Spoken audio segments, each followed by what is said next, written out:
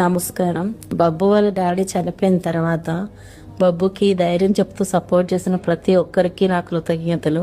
ఇక ముందు కూడా బబ్బుని ధైర్యం చెప్పుకుంటే ఇలాగే సపోర్ట్ చేస్తారని మనస్ఫూర్తిగా పేరుతో అందరిని వేడుకుంటారు. బాబు నాన్వేషణ మేము ఈ సిచ్యువేషన్ లో ఈ వీడియో తీస్తున్నాం అంటే నీకోసమే. ఈ రోజున బాబుని అయ్యో బాబు అని అంటున్నావు. అంతకన్నా ఫస్ట్ చేసిన వీడియోలోని పోక్సో యాక్ట్ అని ఎందుకు మాట్లాడినావు?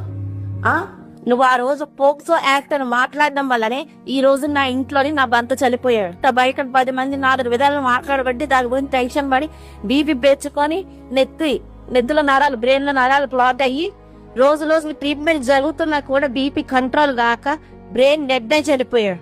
కేవలం నువ్వు చెప్పిన ఆ పోక్సో యాక్ట్ వల్లనే ఇదంతా జరిగింది. ఇది నీకు ఎంతవరకు న్యాయం? నువ్వు మాట్లాడు, బెట్టింగ్ యాక్ట్స్ కోసం ఎంతవరకు మాట్లాడు, కానీ ఈ పోక్సో యాక్ట్ అని ఎందుకు తీసావు?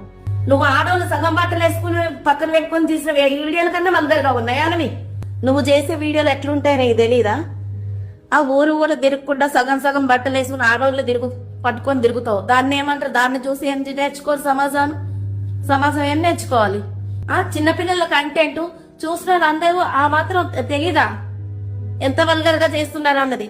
7 ఏళ్ల పిల్లగాడి నుంచి వీడి టిక్ టాక్ లో ఎంత కష్టపడ్డాడో ముందు నుంచి చేసిన జనాలందరికీ తెలీదా? ఈ రోజు నువ్వేదో మాట్లాడావనేసి నీళ్ళు పట్టుకొని అందరూ మాట్లాడేసరికి ఆ నలుగురు మాట్లాడిన మాటలుగా ఆయన తట్టుకోలేక ఆలోచించి బీపీ పెరిగి బ్రెయిన్ లో బ్లడ్ క్లాట్ అయ్యి ఆపరేషన్ చేయించావు. Treatment 7 days treatment